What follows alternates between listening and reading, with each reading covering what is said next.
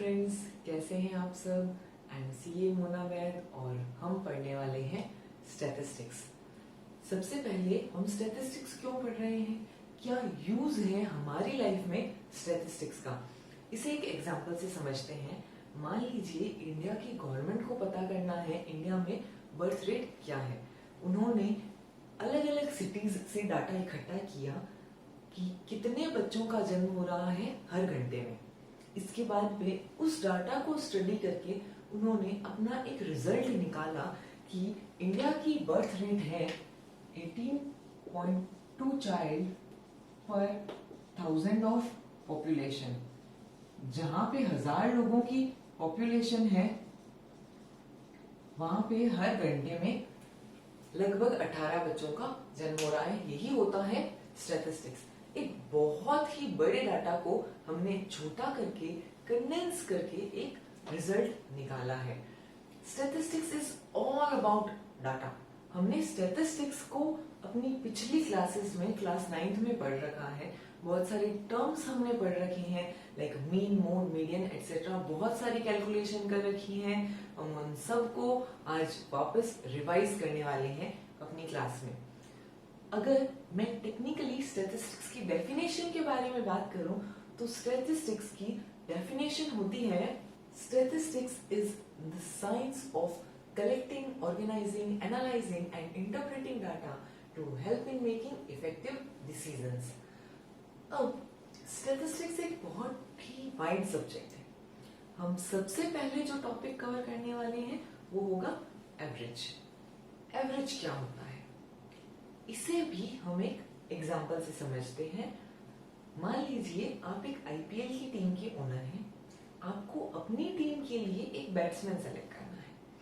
आपने क्या किया, सचिन का बैटिंग रिकॉर्ड ट्रैक किया। आपने देखा कि सचिन तेंदुलकर ने टोटल 100 मैचेस खेल रखे हैं। उन्होंने इन मैचेस में टोटल रन बनाए हैं 7500। तो आपने इसके बेस पे क्या डिसीजन निकाला कि सचिन की बैटिंग एवरेज है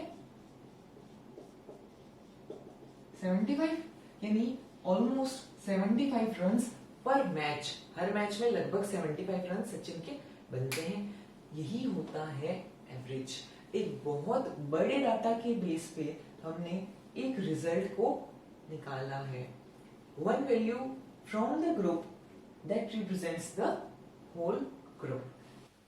So friends, average दो टाइप के होते हैं, mathematical average and positional average.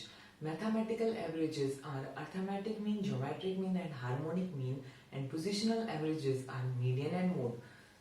हम सबसे पहले जो टॉपिक स्टार्ट करेंगे वो होगा हमारा अर्थमेटिक मीन। आइए समझते हैं बच्चों अर्थमेटिक मीन क्या होता है।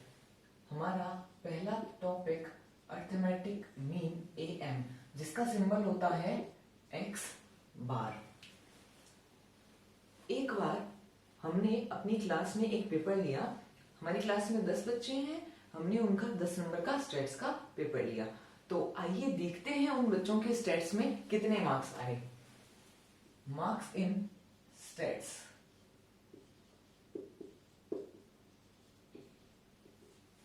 सोनू के 10, छोटू के 8, चिंटू के 9,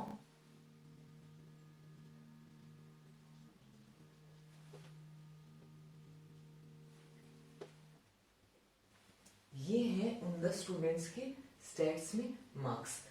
ये बताओ इसकी टोटल क्या होगी। पहले मुझे इसकी टोटल बताओ। करो बच्चों कैलकुलेशन। टोटल आई इसकी 76। अब समझो 10 बच्चों के टोटल मार्क्स हैं 76। एक बच्चे के कितने हुए 7.6। ये होता है हमारा अर्थमेटिक मीन। मैंने क्या किया, इसको हम सिंबल में लिखते हैं x। मैंने की इसकी टोटल। टोटल का साइन होता है मैथ्स में सिग्मा। सिग्मा x की total divided by number of students यानी कि n। ये हुआ हमारा x बार।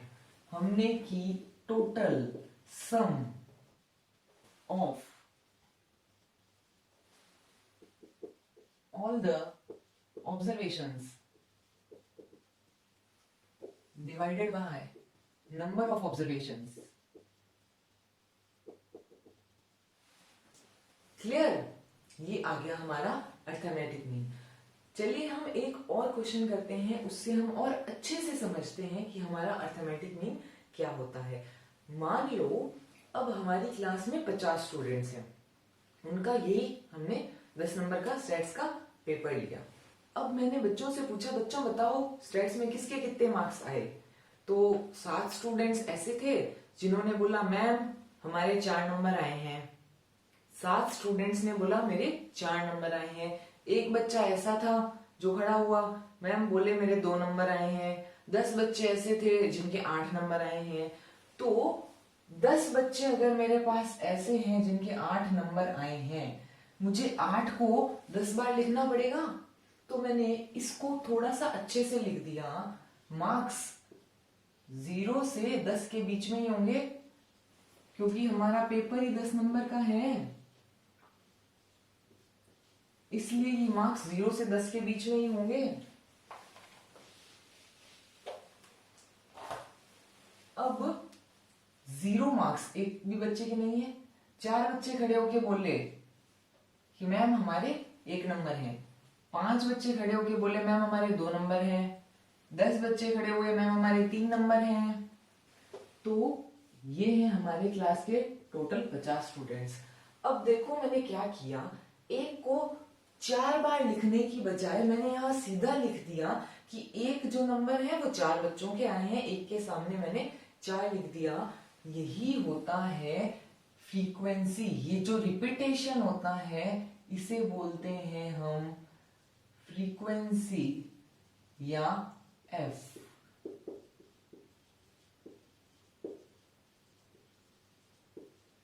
ये मेरा एक्स है, ये मेरा एफ है। मुझे ये निकालना है कि इन 50 बच्चों के टोटल मार्क्स कितने हैं। याद करो पिछले क्वेश्चन में हमने क्या किया था, 10 बच्चों के टोटल मार्क्स डिवाइडेड बाय 10। यही हम इसमें भी करेंगे, सही है। 50 बच्चों के टोटल मार्क्स कितने आए डिवाइडेड बाय 50। निकालो टोटल। 4 बच्चों के टोटल मार्क्स कितने हैं, 4। इन 5 बच्चों के टोटल मार्क्स कितने आए, 10। बताओ बच्चों इन 50 बच्चों के टोटल मार्क्स कितने आए, 246। अब देखो इन 50 बच्चों के टोटल मार्क्स है 246। एक बच्चे के नंबर कितने हुए, 246 डिवाइडेड बाय 50। ये आ गया हमारा अर्थमेटिक मीन 4.92। यहां पे देखो हमने क्या किया, टोटल इसकी, ये क्या है f इंटू एक्स। ये क्या ली मैंने, टोटल किसकी, f इंटू एक्स की डिवाइडेड बाय f की टोटल या नंबर ऑफ आइटम्स। ये हो गया हमारा x बार। ये सीरीज थी हमारी डिस्क्रीट सीरीज, जिसमें हमारे पास दिया हुआ है x एंड f। याद करो बच्चों पिछली सीरीज में हमारे पास फ्रीक्वेंसी नहीं थी, सिर्फ x था। वो होती है इंडिविजुअल सीरीज। एक और सीरीज होती है कंटिन्यूअस सीरीज, जिसे हम अगले एग्जांपल से समझते हैं। अब मान लो हमारा जो ये स्टैट्स का पेपर था, ये इस बार हमने लिया 50 मार्क्स का। तो 0 से लेके 50 तक अलग अलग मार्क्स लिखने की बजाय मैंने उसे थोड़ा सा अच्छे से, थोड़ा सा शॉर्ट फॉर्म में लिख दिया। मैंने एक रेंज बना ली। मैंने कहा बच्चों ये बताओ 0 से लेके 10 के बीच में कितने बच्चों के नंबर हैं। तो 4 बच्चे खड़े हो गए, मैम हमारे 0 से लेके 10 के बीच में नंबर आए हैं। मैंने बोला बच्चों ये बताओ 10 से 20 के बीच में कितने बच्चों के नंबर हैं। तो 7 बच्चे खड़े हो गए, मैम हमारे 10 से 20 के बीच में नंबर हैं। समझ रहे हैं, मैंने 0 से लेके 50 तक अलग अलग मार्क्स को नहीं लिखा, मैंने एक रेंज बना दी। अपनी प्रेजेंटेशन को थोड़ा सा अच्छे से इम्प्रूव करके लिखने के लिए ये है नंबर ऑफ स्टूडेंट्स। ये होती है हमारी तीसरी सीरीज जिसे बोलते हैं कंटिन्यूअस सीरीज, जिसमें हमारे पास एक रेंज दी हुई है, एक क्लास इंटरवल दी हुई है और हमें फ्रीक्वेंसी दी हुई होती है। ये आ गए हमारे क्लास के 50 स्टूडेंट्स के मार्क्स। याद करो बच्चों, पिछले डिस्क्रीट सीरीज के क्वेश्चन में हमने मीन कैसे निकाला था। हमने किया था mean is equal to sigma F X, 50 बच्चों के मार्क्स की टोटल डिवाइडेड बाय 50। एफ है, मैम एक्स किधर है, कैसे लगाए फॉर्मूला। आओ बच्चों एक्स निकालते हैं। एक्स होगी हमारी mid value x.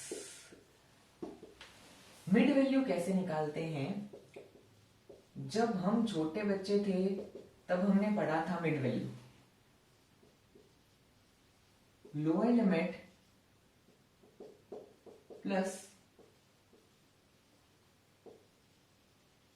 Upper limit divided by 2। अब ये लोअर लिमिट अपर लिमिट क्या होता है, जैसे मेरी रेंज है 0 to 10, 0 लोएस्ट वैल्यू, ये होगी आपकी लोअर लिमिट और ये होगी आपकी 10 हाईएस्ट वैल्यू अपर लिमिट हर रेंज के लिए।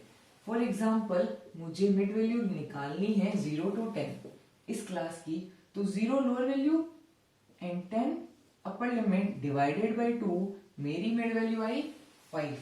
निकालो सब क्लास की मिड वैल्यू। आ गया हमारा x, निकाल लो fx और fx की टोटल। निकालो फ्रेंड्स fx और fx की टोटल। fx की टोटल आई 1550। तो बताओ हमारा मीन क्या हुआ, 1550 डिवाइडेड बाय 50 हो गया 31। अब एक बार क्या हुआ, मैंने अपनी क्लास में एक क्वेश्चन करवाया स्टेट्स का। यही क्वेश्चन मैंने बच्चों से पूछा, बच्चों बताओ इसका आंसर क्या आया, आपका मीन क्या आया। एक बच्चा उठा और मेरे को बोला मैम मेरा आंसर आया है 75। मैंने कहा अरे वाह छोटू, ये तो बता तेरा स्टेट्स का पेपर कितने नंबर का था।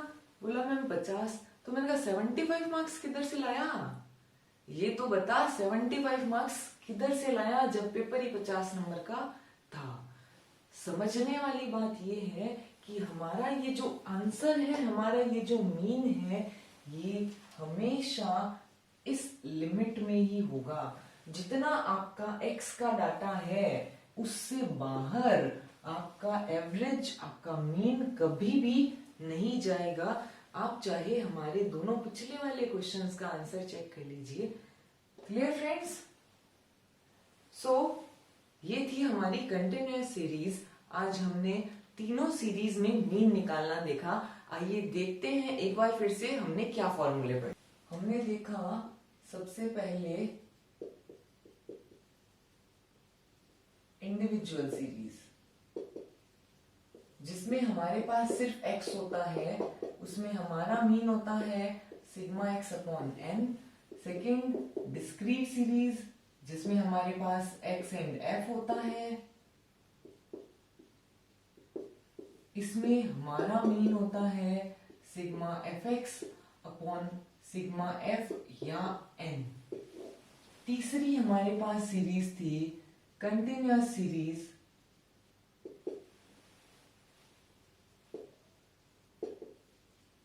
जिसमें हमारे पास एक रेंज दी हुई होती है और हमारे पास f होता है।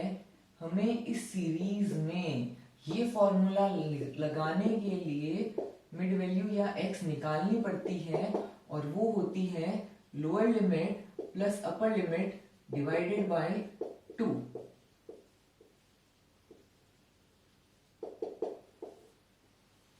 ये हमने पढ़ा है डायरेक्ट मेथड मीन निकालने का,